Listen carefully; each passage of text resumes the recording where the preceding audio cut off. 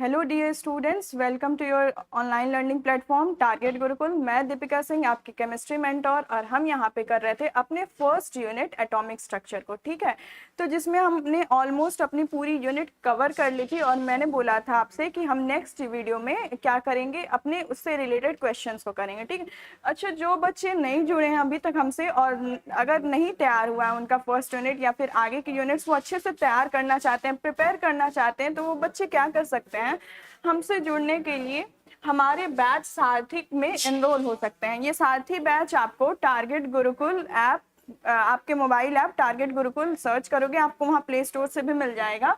और इसमें आपको सारे subjects, physics, chemistry, maths, geology, botany, ठीक है, सारे सब्जेक्ट्स मिलेंगे।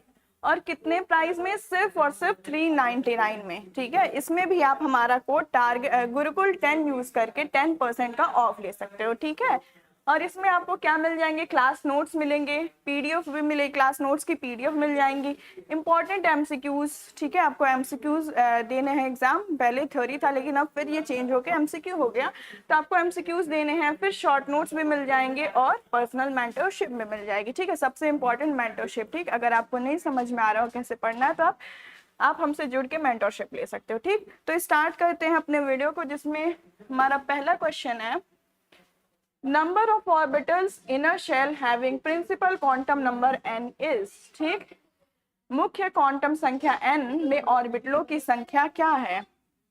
कह रहा है क्वेश्चन हमारा, अगर आपके पास कोई क्वांटम नंबर n है, n की वैल्यू क्या होती है? या तो 1 2 3 and so on, positive integers चलती जाती है। तो अगर कोई भी इन जनरल आप कोई भी और क्वांटम नंबर n है तो उसके लिए नंबर ऑफ ऑर्बिटल्स, ये नंबर ऑफ ऑर्बिटल्स क्या होंगे? अगर आप लोग अपने नोट्स को टर्न करो पीछे, तो मैंने क्या आपको डायरेक्ट फॉर्मूला दिखाया था कि जो आपके नंबर ऑफ ऑर्बिटल्स होते हैं वो कितने होते हैं?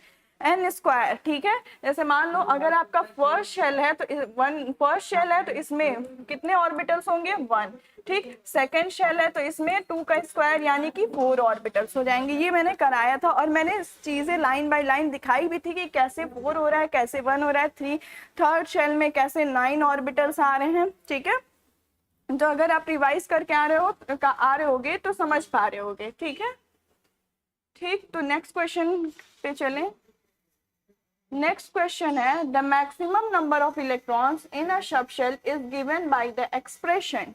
ठीक, उपकोशक में इलेक्ट्रॉन की अधिकतम संख्या अभिव्यक्ति द्वारा दिया गया है। यानी आपको क्या बताना है? मैक्सिमम नंबर ऑफ इलेक्ट्रॉन्स बताना है। मैक्सिमम नंबर ऑफ इलेक्ट्रॉन्स कहाँ पे?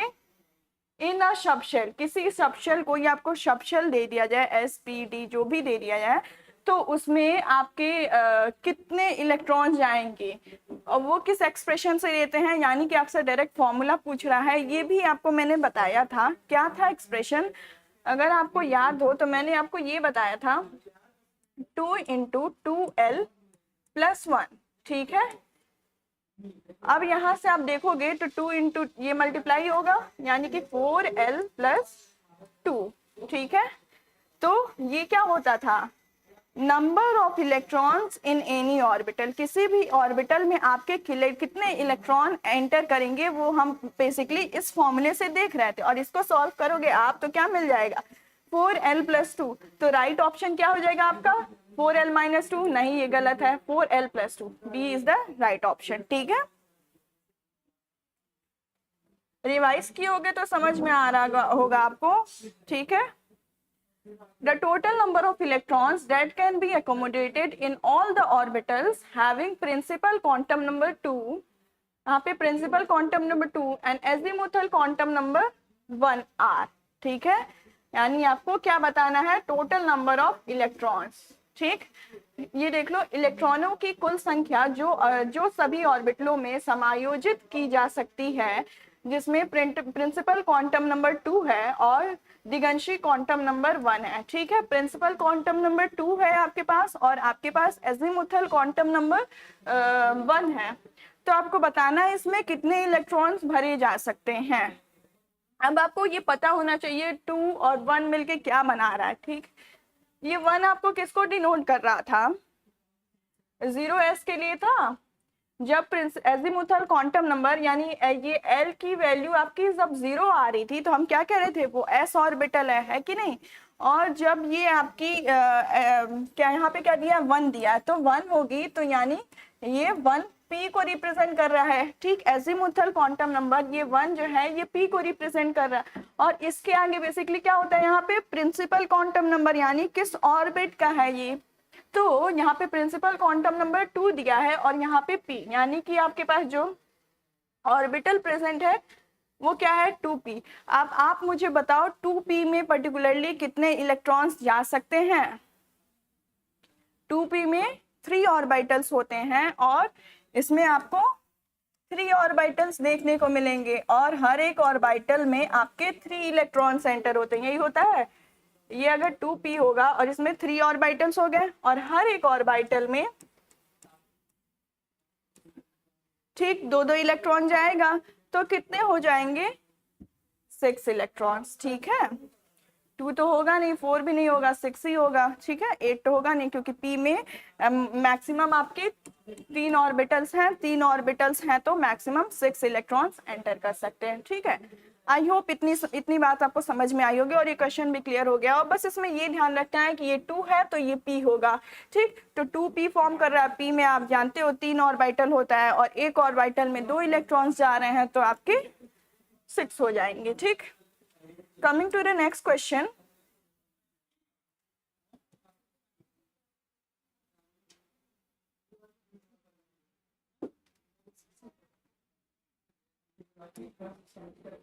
देखो क्या कह रहा है अब ये क्वेश्चन आपका, ये वही क्वेश्चन रिपीट हो गया है, इसके बाद है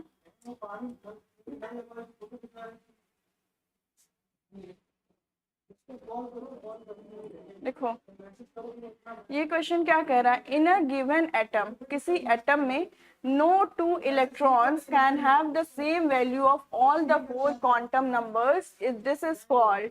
ठीक,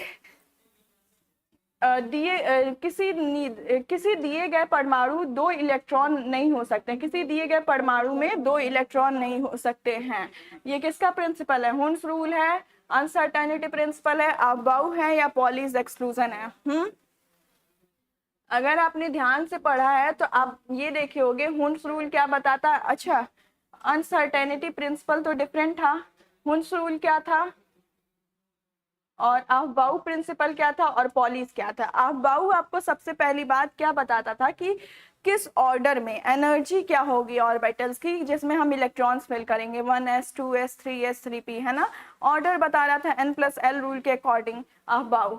और आपका हुन्स रूल मल्टीप्लिसिटी को बता रहा था कि जब तक आपके सारे ऑर्बिटल सिंगली ऑक्युपाइड नहीं हो जाएंगे तब तक उनमें पेयरिंग नहीं पॉसिबल है। ठीक है, और अनसर्टेनिटी प्रिंसिपल तो आपका मोमेंटम, मास और वेलोसिटी से रिलेटेड है। अब बचा क्या आपका पॉलीज एक्सक्लूजन प्रिंसिपल। तो पॉलीज एक्सक्लूजन प्रिंसिपल क्या कहता है आपका,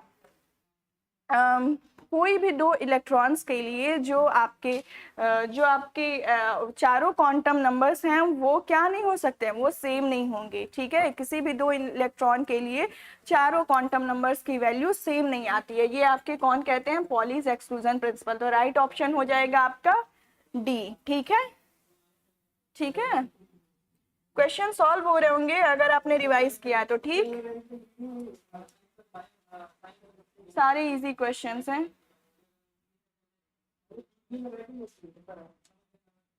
अब आते हैं अपने नेक्स्ट क्वेश्चन पे।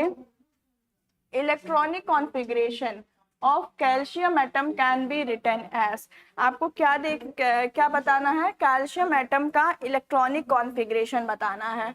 कैल्शियम परमाणु का इलेक्ट्रॉनिक विन्यास हो सकता है, कैल्शियम परमाणु का इलेक्ट्रॉनिक विन्यास क्या हो सकता है इसका कैल्शियम का।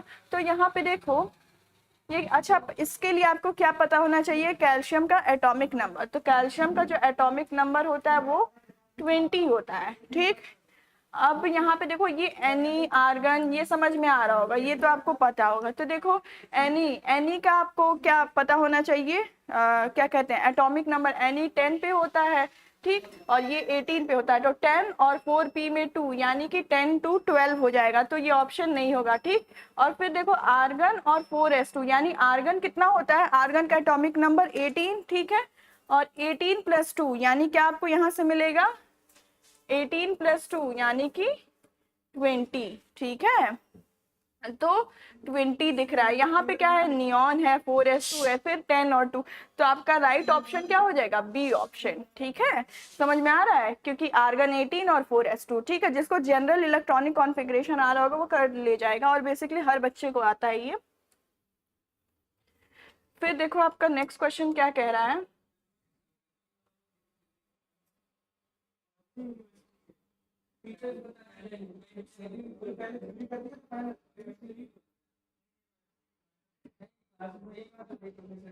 if an electron has spin quantum number half, किसी इलेक्ट्रॉन के spin quantum number half and magnetic quantum number -1, it can not be present in, अगर किसी इलेक्ट्रॉन की आपको स्पिन क्वांटम नंबर हाफ दे दी जाए, प्लस हाफ यहाँ बेसिकली बोला है, प्लस हाफ दे दी जाए और मैग्नेटिक क्वांटम नंबर -1 दे दी जाए, तो वो किस में नहीं प्रेजेंट होगा, किस ऑर्बिटल में। देख लो, यदि एक इलेक्ट्रॉन में spin quantum number plus half है और चुंबकीय क्वांटम नंबर -1 है, तो यह किस में उपस्थित नहीं हो सकता है, किस ऑर्बिटल में नहीं जाएगा, D orbital, F orbital, P orbital, S orbital. ये बताओ क्या डी ऑर्बिटल के लिए, यानी हमें क्या देखना है, spin quantum number plus half होता है, यानी कि ये तो किसकी होती है, एमएस की वैल्यू, और ये क्या होता है, मैग्नेटिक क्वांटम नंबर यानी कि एमएल की वैल्यू। ठीक है, तो एमएल की वैल्यू किस ऑर्बिटल के लिए आपकी -1 नहीं होगी, वही आपका ऑप्शन होगा। तो आप ये बताओ एस ऑर्बिटल में क्या, अच्छा डी ऑर्बिटल पहले देखो, तो डी ऑर्बिटल में क्या आपके लिए, ये तो पॉसिबल है, half plus half minus half तो पॉसिबल है, लेकिन -1 डी ऑर्बिटल में पॉसिबल है, बेसिकली पॉसिबल है। ठीक है, क्योंकि उसमें क्या होता है, डी की यानी 2 होता है, यानी -2 -1 0 +1 +2, ये सारी वैल्यूज हो जाएंगे, तो इसमें -1 है ना, तो -1 पॉसिबल है। एफ में -3 से आएगा, -2 -1 0 +1 +2 और +3 ऐसे आ जाएंगे। फिर पी ऑर्बिटल में क्या हो जाएगा, -1 0 +1 यही होती है, और एस ऑर्बिटल में क्या हो जाएगा, एस ऑर्बिटल में सिर्फ और सिर्फ 0 होता है। तो आप मुझे बताओ ये मैग्नेटिक क्वांटम नंबर -1 आपको कहाँ नहीं देखने को मिल रहा है, तो एस ऑर्बिटल के केस में नहीं देखने को मिल रहा है, तो आपका राइट ऑप्शन क्या हो जाएगा, डी। ठीक है, आई होप इतना समझ में आया होगा। अब देखो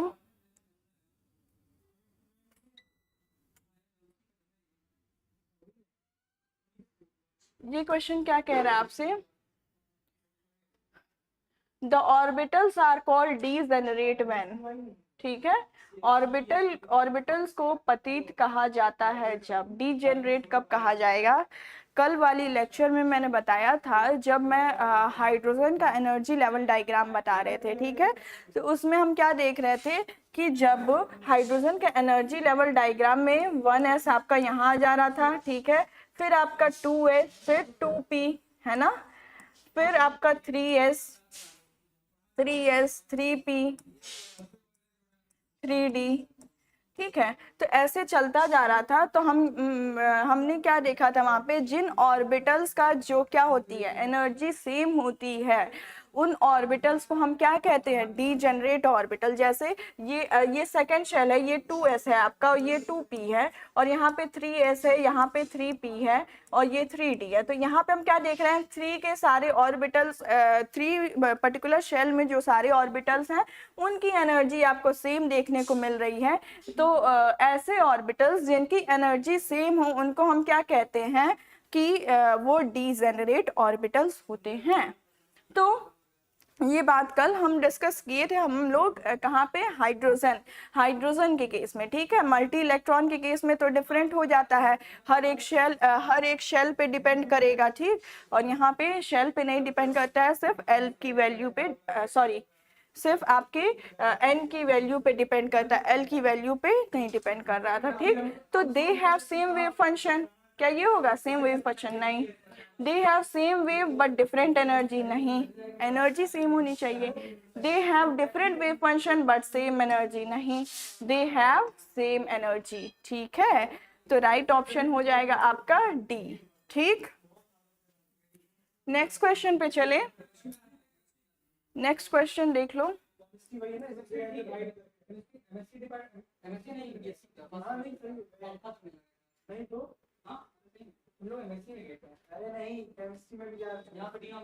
अब देखो, the electronic configuration of gadolinium, ये एटॉमिक नंबर,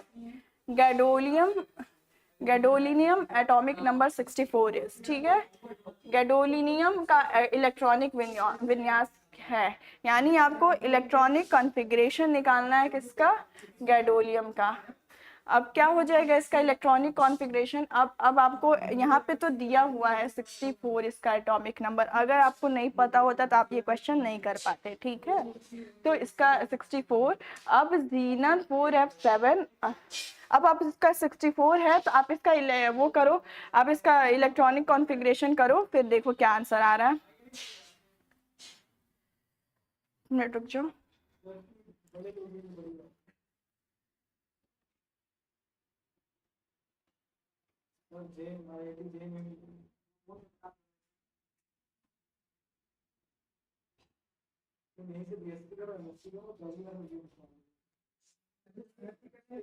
ठीक, क्या आया? गैडोलियम, तो गैडोलियम का क्या हो जाता है? ज़ीनम 4f7 5d1 6s2, ठीक है, तो ये हो जाएगा। अब इसके बाद नेक्स्ट आओ, तो नेक्स्ट क्वेश्चन क्या है?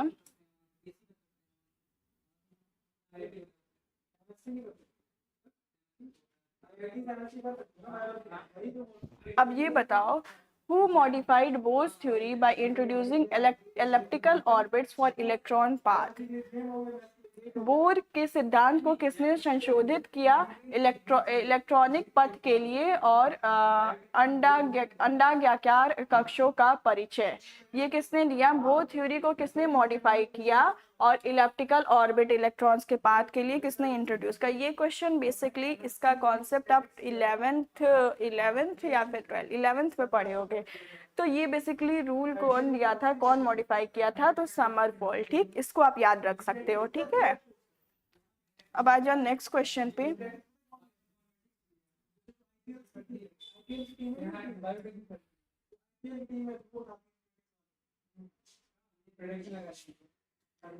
अब इस क्वेश्चन को देखो, इस क्वेश्चन में क्या दिया हुआ है? The energy of photon is given as, किसी फोटोन की एनर्जी दी हुई है, कितनी दी हुई है? यहाँ पे देख लो 3.03 इंटू 10⁻⁻19 जूल पर एटम, और देन द वेव लेंथ यहाँ पे यानी lambda of the photon is, आपको क्या कैलकुलेट करना है? आपको यहाँ पे लैम्डा कैलकुलेट करना है, ठीक है, और आपको बाकी सारी वैल्यूज दी हुई हैं, जैसे एच प्लैंक्स कांस्टेंट, एच जो आपका प्लैंक्स कांस्टेंट होता है उसकी भी वैल्यू दी हुई है, प्लस वेलोसिटी ऑफ लाइट की वैल्यू भी दी हुई है, ठीक। तो यहाँ से आप कैलकुलेट कर सकते हो, क्या आपको कैलकुलेट करना है? Lambda. De Broglie wave equation याद हो अगर आपको, तो डी ब्रॉगली वेव इक्वेशन ने जो इक्वेशन दिया था वहीं से हम इसकी वैल्यू कैलकुलेट करेंगे, ठीक है। तो यहाँ से क्या हो जाएगा? ये होता है E is equal to S C by lambda. अब आप कैलकुलेट कोशिश करो एक बार वीडियो पॉज करके इसकी वैल्यू कैलकुलेट करने के लिए, क्योंकि बेसिकली अब आपको इक्वेशन पता है और बस यहाँ पे मैथमेटिकल वैल्यूज रखनी है, ठीक। आपको लैम्डा कैलकुलेट करना है, तो यहाँ से यहाँ पे अब अगर आप आओगे तो यहाँ से लैम्डा क्या हो जाएगा? H lambda is equal to H C by E, यही हो जाएगी। अब यहाँ पे वैल्यूज रख दो, तो देख लो यहाँ पे lambda is equal to h की वैल्यू कितनी दी हुई है? एच की वैल्यू 6.63 इंटू 10⁻⁻34 और इंटू सी की वैल्यू कितनी होती है? 3 इंटू 10⁸ मीटर पर सेकेंड, और अपॉन कितना हो जाएगा? वेवलेंथ। एनर्जी निकाल, एनर्जी, तो एनर्जी आपके पास 3.03 इंटू 10⁻⁻19 जूल पर एटम दी हुई है, यानी कि 3.03 इंटू 10⁻⁻19 ये दी है। इसके लिए आपको कैलकुलेट करना है। अब कुछ बच्चों को कैलकुलेशन में दिक्कत हो सकती है, बायो वालों को बेसिकली। देखो इसमें कुछ नहीं करना है आपको, बस आप न्यूमेरिकल वाली टर्म्स को एक साथ देखो और पावर वाले टर्म को एक साथ कर लो, ठीक है। ये 6.63 है, ये पावर अभी हम हटा रहे हैं, इंटू 3, ठीक है, अपॉन 3.03 इंटू, अब हम पावर्स को देखें, यहाँ पे क्या है 10 के पास, अच्छा सब 10 के पावर है ना, 10 के पावर 34, 10 के पावर 8 और 10 के पावर, तो बेस सेम होता है तो पावर को ऐड कर लेते हैं। तो ये क्या हो जाएगा -34 + 8 और -19, ठीक है। अब आप इसको कैलकुलेट कर सकते हो कैलकुलेट कर सकते हो ईजिली। तो यहाँ पे जब आप कैलकुलेट करोगे तो ये कितना हो जाएगा, 3 3 9, 3 6 18 और फिर 3 6 18, 119, यानी 19.89 अपॉन 3.03 इंटू, इसको सॉल्व करो कितना आ जाएगा, ये आ जाएगा आपके पास 10 के पावर -7, ठीक है। और अब इसको सॉल्व करोगे जब आप, तो इसको तो सॉल्व करो, यहाँ से कट कर सकते हैं, ठीक है, ये हो जाएगा और ये वही बात हो गई, ठीक है। फिर इसको सॉल्व करोगे तो कितना आ जाएगा 1.01 और 6.63, तो ये आपका आ जाएगा 6.56, ठीक है, 6.56 इंटू 10 के पावर -7, तो ये कितना हो जाएगा अब यहाँ से, अब 10 के पावर 7 है और 6.56 है, तो इसको हम क्या लिख दें 656, ठीक है। और कितना हो जाएगा 7, 10 के पावर -9 होगा तो इसलिए nm, ठीक है, नैनोमीटर, यानी 10 के पावर -9 ये पावर यहाँ पे आएगा, तो और 656, तो राइट ऑप्शन आपका क्या हो जाएगा, सी ऑप्शन, ठीक है। समझ में आया होगा, कुछ नहीं, बस E = SC/λ, ये डी ब्रॉगली इक्वेशन है आपके पास, और यहाँ से हम लैम्डा की वैल्यू कैलकुलेट कर लिए SC/E, ठीक है। अब ये यहाँ से लैम्डा की वैल्यू, H की वैल्यू हमने रखा और C की वैल्यू हम रख रहे हैं, ठीक है। और यहाँ पे क्या रखे हैं, E की वैल्यू जो आपके पास फोटोन की एनर्जी दी हुई है पर्टिकुलरली, और फिर सॉल्व किए उसको, तो आपको मिल गया है 656 nm, ठीक है। नेक्स्ट क्वेश्चन पे आओ, वही क्वेश्चन है फिर से।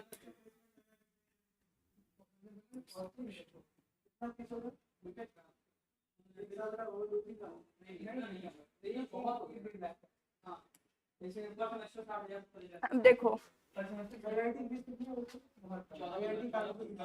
The orientation of atomic orbital is governed by, आपको क्या देखना है, ओरिएंटेशन, एक परमाणु कक्ष की अभिविन्यास किसके द्वारा नियंत्रित होता है, ठीक है। ओरिएंटेशन कौन बताता है, कौन सा क्वांटम नंबर बताता है, एजीमुथल क्वांटम नंबर किसके बारे में बताता है, सब शेल के बारे में बताता है ना, किस सब शेल में पर्टिकुलरली आपका इलेक्ट्रॉन जा रहा होगा। Spin quantum number spin orientation के बारे में बताता है, यानी +½ होगा या फिर -½ होगा, जो भी इलेक्ट्रॉन होगा उसकी स्पिन कैसी होगी। और जो मैग्नेटिक क्वांटम नंबर, अच्छा प्रिंसिपल क्वांटम नंबर क्या बताता है, तो प्रिंसिपल क्वांटम नंबर n की वैल्यू, या यानी कि किस शेल में किस ऑर्बिट में एंटर कर रहा है। और ये बेसिकली जो मैग्नेटिक क्वांटम नंबर होता है आपका, ये आपके ओरिएंटेशन को बताता है। ओरिएंटेशन कैसे, जब वो मैग्नेटिक फील्ड के अंडर में आता है तो वहां से वो ओरिएंटेशन, देखो ओरिएंटेशन ऑफ एटॉमिक ऑर्बिटल, ठीक, तो ओरिएंटेशन आपका मैग्नेटिक क्वांटम नंबर बताएगा, ठीक है। चलो ठीक, नेक्स्ट क्वेश्चन पे आओ।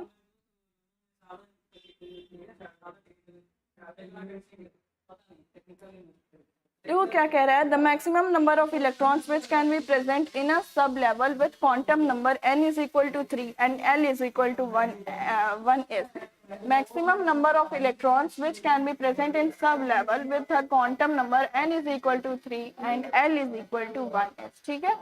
क्वांटम संख्या n = 3 और L = 1 के साथ एक उप स्तर में मौजूद इलेक्ट्रॉनों की अधिकतम संख्या क्या हो सकती है, ठीक, किसी ऑर्बिटल की बात कर रहा है और आपको क्या बताना है, उसमें आपके कितने maximum number of electrons enter कर सकते हैं।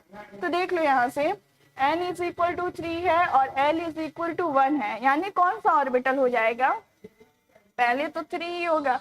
और sp देखने के लिए l की वैल्यू देखते हैं और l की वैल्यू 1 दी हुई है, यानी कि कौन सा ऑर्बिटल, p ऑर्बिटल। ठीक, p ऑर्बिटल। अब ये बताओ 3p में p जो p होता है उसमें कितने ऑर्बिटल्स होते हैं, p शब्द में 3 ऑर्बिटल, और हर एक ऑर्बिटल आपके 3 इलेक्ट्रॉन्स, अरे सॉरी, p में 3 ऑर्बिटल्स होते हैं, हर एक ऑर्बिटल में आपके पास 2 इलेक्ट्रॉन जा सकता है, तो 3 2 जा 6 और यहाँ से हो जाएगा 6 इलेक्ट्रॉन। ठीक है, नेक्स्ट क्वेश्चन देखो।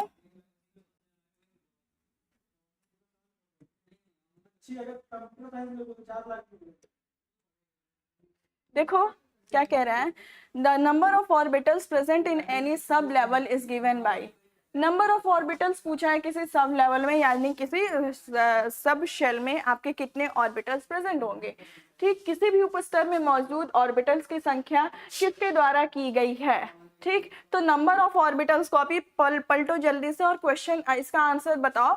तो इसमें आपने देखा होगा वहां पे क्वेश्चन इस फॉर्मूले को लिखा होगा, नंबर ऑफ ऑर्बिटल्स किसी सबशेल में वो कितना होता है, 2l+1। ठीक है, 2l+1 ऑर्बिटल होता है, और वही आपके पास इसके लिए क्या पूछ ले, जब इलेक्ट्रॉन्स की संख्या पूछ ले तो आप इलेक्ट्रॉन्स के लिए इसी में क्या करते हो, 2 से मल्टीप्लाई कर देते हो। ठीक है, तो अभी आपके पास क्या पूछ रहा है, अभी आपके पास सिर्फ ऑर्बिटल्स पूछ रहा है, तो उसके लिए क्या हो जाएगा 2l+1। ठीक है, अब देखो ठीक है, the ground state electronic configuration of an element x, कोई एलिमेंट एक्स है जिसका इलेक्ट्रॉनिक कॉन्फ़िगरेशन दिया है 1s2 2s2 2p6 3s2 3p6 3d10 4s2 4p6 4d10, then element, then होगा ये, देन एलिमेंट एक्स इज। ठीक है, यानी आपको कोई एक इलेक्ट्रॉनिक कॉन्फ़िगरेशन दिया है और आपको बताना है कि वो जो एलिमेंट एक्स है वो क्या हो सकता है। एक तत्व एक्स की जमीनी राज्य, अच्छा ग्राउंड स्टेट इलेक्ट्रॉनिक कॉन्फ़िगरेशन इसीलिए कहने का मतलब है कि उसमें ना कोई इलेक्ट्रॉन निकला है ना कोई इलेक्ट्रॉन एंटर किया है, वही आपका ग्राउंड स्टेट होता है। ठीक, तो एक तत्व एक्स की जमीनी राज्य इलेक्ट्रॉनिक विन्यास 1s2 2s2 2p6 3s2 3s2, इसको आप यहाँ थोड़ा सा सही कर लेना। देखो इसको मत देख के आप ये देखो 1s2 2s2 2p6 3p, यहाँ पे सही लिखा हुआ है, ये थोड़ा सा गलत हो गया है। आप ऊपर वाले इलेक्ट्रॉनिक कॉन्फ़िगरेशन को देख लो, तो वे तत्व x है, इसमें x क्या होगा, तो हम इलेक्ट्रॉन्स को काउंट कर ले और वो जिसको भी कोरिस्पॉन्ड करेगा वो आपका क्या हो जाएगा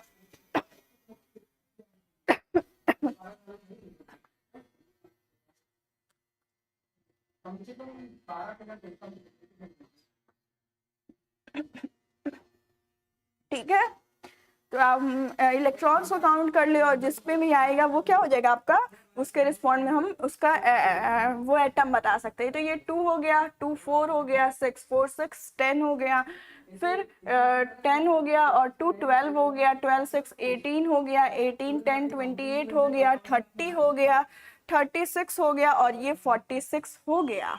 अब आप बताओ 46 जो नंबर है, 46 इलेक्ट्रॉन्स आए, तो ये 46 जो नंबर है ये किसका एटॉमिक नंबर होता है, Ru का होता है, Rn का होता है, Sn का होता है, Pd का होता है। ये 46 आपका Pd के लिए आता है, तो राइट ऑप्शन हो जाएगा आपका Pd। ठीक है, नेक्स्ट क्वेश्चन पे आओगे।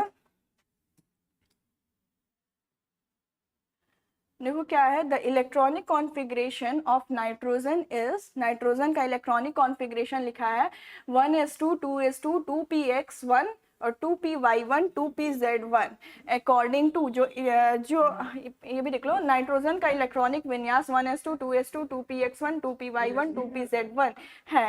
अब ये किस रूल के अकॉर्डिंग है, अब देखो यहाँ पे हम इसको जब लिखते हैं तो हम कैसे लिखते हैं, 1s2 है ना, 2p2 और 2 अरे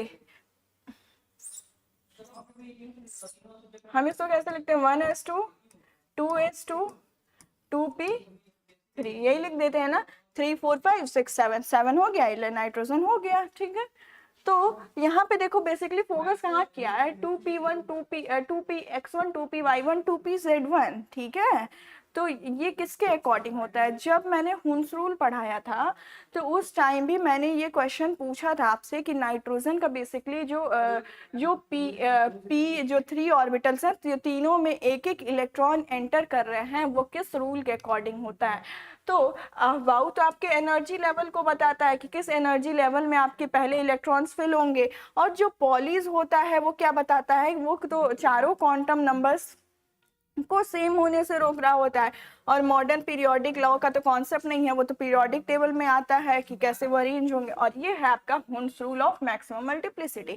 ठीक, यही कहता है हुन्स रूल की, जब अभी पहले भी अभी मैंने बताया इस वीडियो में कि जब तक तीनों फिल नहीं हो जाएंगे, सिंगली ऑक्यूपाइड नहीं हो जाएंगे, तब तक वापस से इसमें डबल ऑक्यूपाइड नहीं होंगे। तो इसीलिए ये क्वेश्चन पूछ रहा है क्यों नहीं यहाँ पे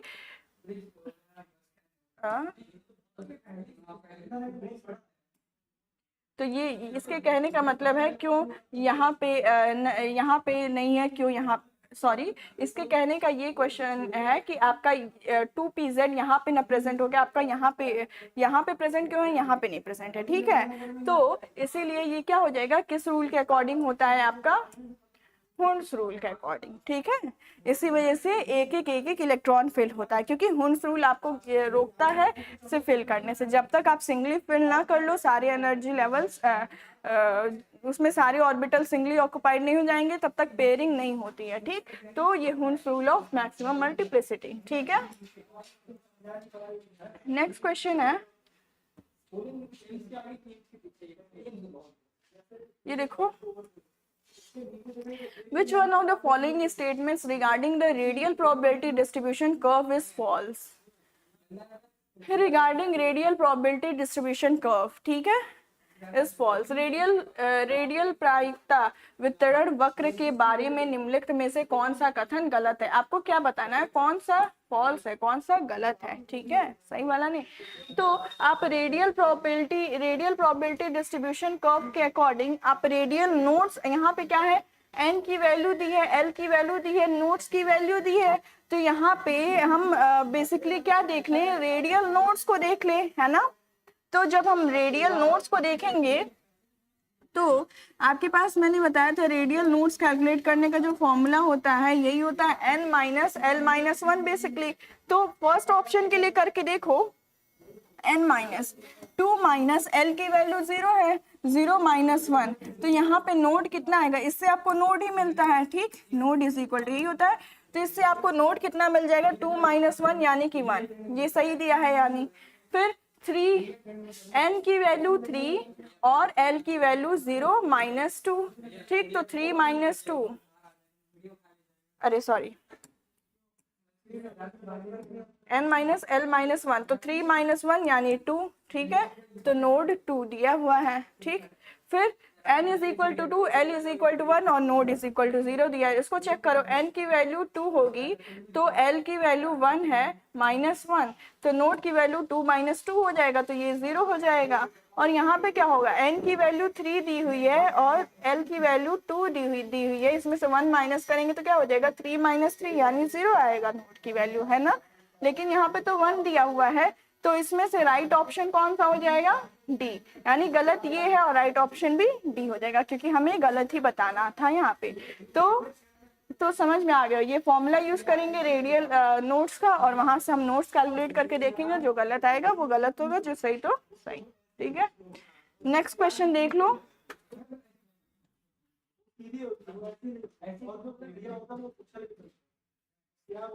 ये क्वेश्चन आप बताओ, मैं यही क्वेश्चन अभी पहले भी आया था, बस ये थोड़ा सा रिवर्स फॉर्म में आप देखे थे वहां पे, यहाँ कुछ रिवर्स और हो गया। Magnetic quantum number determines, magnetic quantum number आपका क्या डिटरमाइन करता है, चुंबकीय क्वांटम संख्या निर्धारित करती है, किस चीज को निर्धारित करती है, तो आपके ओरिएंटेशन को। अभी हमने देखा था कि तो ये क्या बताएगी, ओरिएंटेशन को। ठीक है, मैग्नेटिक क्वांटम नंबर ओरिएंटेशन को डिफाइन करती है। ठीक, नेक्स्ट क्वेश्चन पे आओ।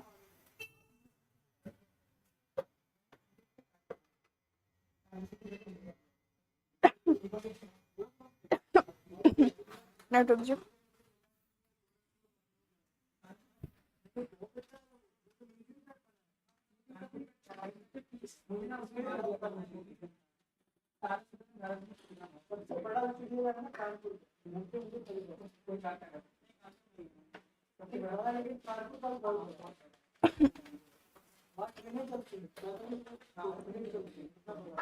तो a p orbital is in an atom होगा, p orbital in an atom in the absence of magnetic field is, अगर p orbital को जब हम absence कोई magnetic field ना हो, एक p कक्षीय एक चुंबकीय क्षेत्र की अनुपस्थिति में एक परमाणु है, ठीक है, जब p orbital absence of magnetic field होगा तो वो कैसा ऑर्बिटल होगा, 6 फोल्ड डिजेनरेट या 2 फोल्ड या 3 फोल्ड, तो ये नॉन डिजेनरेट, तो ये 3 फोल्ड डिजेनरेट होता है कौन, आपके p ऑर्बिटल्स जब मैग्नेटिक फील्ड एब्सेंट होता है तो, ठीक है।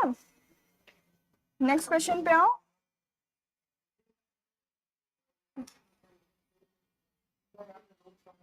इसको कैलकुलेट करो फटाक से। The number of a spherical node in 3p orbital is और आर, ठीक है, 3p कक्षक में गोलाकार नोड्स की संख्या है। स्फेरिकल नोड्स को ही रेडियल नोड्स भी कहते हैं, और अभी हमने क्या देखा, जो रेडियल नोड्स निकालने का फॉर्मूला था, रेडियल नोड्स, ठीक है,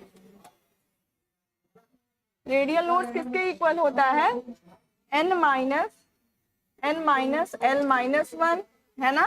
तो यहाँ पे 3p के लिए, बेसिकली 3p के लिए आप मुझे बताओ n की वैल्यू कितनी हो जाएगी, 3 हो जाएगी, और p के लिए कितनी हो जाएगी, 1 हो जाएगी, 3 माइनस 1 यानी 3 माइनस 2 यानी कि 1। देखो यहाँ 1 कौन सा ऑप्शन लिया, a, तो a is the right option, ठीक है। नेक्स्ट क्वेश्चन देखो, ये वाला क्वेश्चन आप लोग अपने 11th या 12th में पढ़े होंगे, ठीक है। इसमें सीधे क्या कह रहा है, the value of first bore radius for hydrogen atom, first bore radius की वैल्यू बतानी है हाइड्रोजन एटम के लिए। तो हाइड्रोजन परमाणु ए नॉट के लिए पहले बोर त्रिज्या की मान किसके बराबर है, ठीक है, तो ये आपका होता है 0.53 एंगस्ट्रॉम, ठीक है।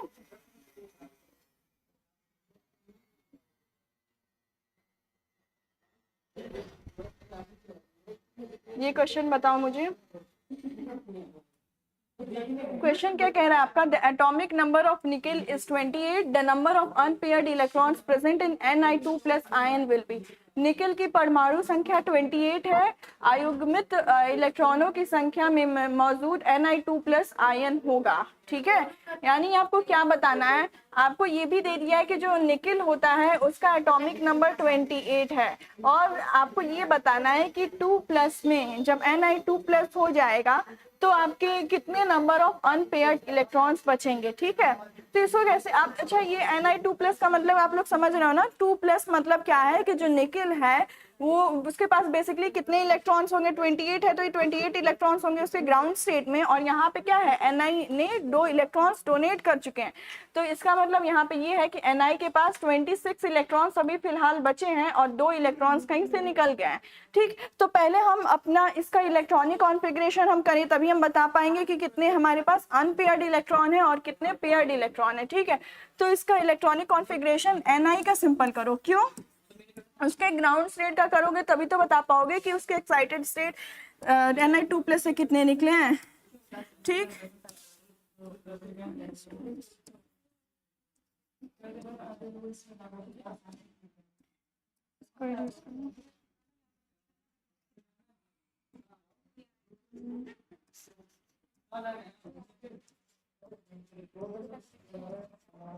अब क्या है, 28 है, देखो 2 4 और इसमें 6 जाएगा, 3s में 2 जाता है, 3p में 6 जाएगा और 4s में भी 2 जाता है। अच्छा देखो 2 to 4 और 6 10 और 2 12 और फिर 6 18 और ये 20 हो गया, और बचा कितना, 8 बचा, यानी डी में आपके 8 इलेक्ट्रॉन्स चलेंगे, ठीक है। तो अब ये बताओ कि जब इलेक्ट्रॉन Ni से इलेक्ट्रॉन निकला, Ni2 प्लस में मैंने क्या बोला कि जो आपका Ni2 प्लस है वो क्या किया, इस यहाँ से 2 इलेक्ट्रॉन्स निकल गए हैं, है ना। तो हम जब 2 इलेक्ट्रॉन्स यहाँ से निकालेंगे तो इलेक्ट्रॉन्स को, तो ये कहाँ से निकलेंगे, 3d से निकलेंगे या फिर 4s कहाँ से निकलेंगे। कुछ बच्चे सोच रहे होंगे 3d लास्ट है, यहाँ पे लास्ट में फिल हुई है तो इलेक्ट्रॉन्स यहाँ से निकलेंगे, लेकिन नहीं, ऐसा नहीं होता है, क्या होता है कि जो थर्ड वाला है, ये तो थर्ड शेल है, तो थर्ड शेल तो बेसिकली अंदर होगा ना as compare to fourth shell.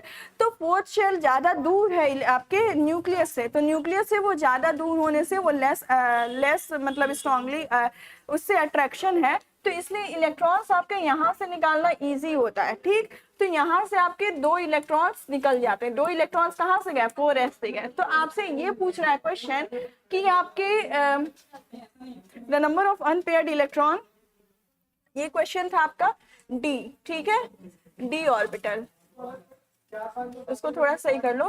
तो number of unpaired electrons in D orbital is, आपके पास डी ऑर्बिटल में पर्टिकुलरली कितने अनपेयर्ड इलेक्ट्रॉन्स हो जाएंगे? 3d8 है।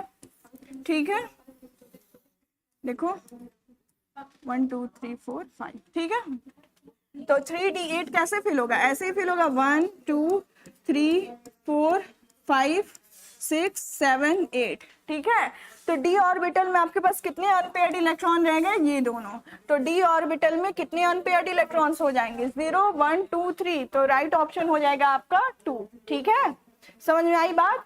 4s से ना निकल 3d से ना निकल के आप कहाँ से निकालोगे? 4s से पर्टिकुलरली। क्यों? क्योंकि 4s आपका बाहर है 3d के कंपैरिजन में, तो वहां से इलेक्ट्रॉन निकालना इजी होगा और आउटर शेल से निकलेगा, तो इसलिए आप 4s से निकालो, 3d से नहीं। तो इसके लिए 3d में पहले भी जितने थे उतने ही, अब तो 3d8 हुआ है, तो उसके अकॉर्डिंग आप देख सकते हो 2 अनपेयर्ड इलेक्ट्रॉन्स दिख रहे हैं। राइट ऑप्शन आपका 2 हो गया। ठीक है, आगे बढ़ो।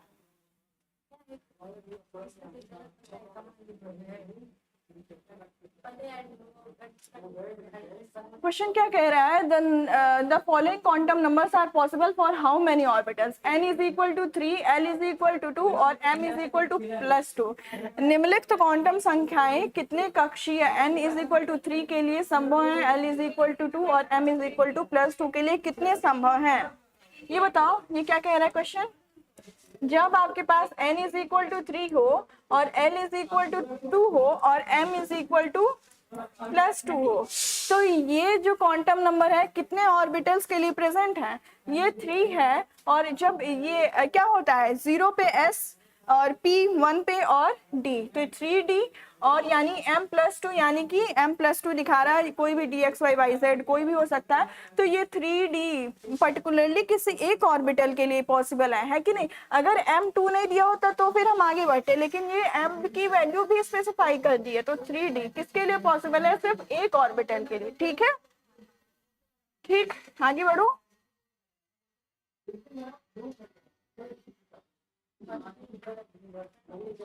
क्वेश्चन क्या कह रहा है आपका? The maximum number of electrons which can be present in a sub level with a quantum number n is equal to 3, l is equal to 1। ये शायद पहले भी क्वेश्चन आ चुका है ना? देख लो फिर भी। Quantum number n is equal to 3, l is equal to 1 के साथ एक उपस्तर में मौजूद इलेक्ट्रॉनों की अधिकतम संख्या क्या हो सकती है? तो पहले भी आया ये, तो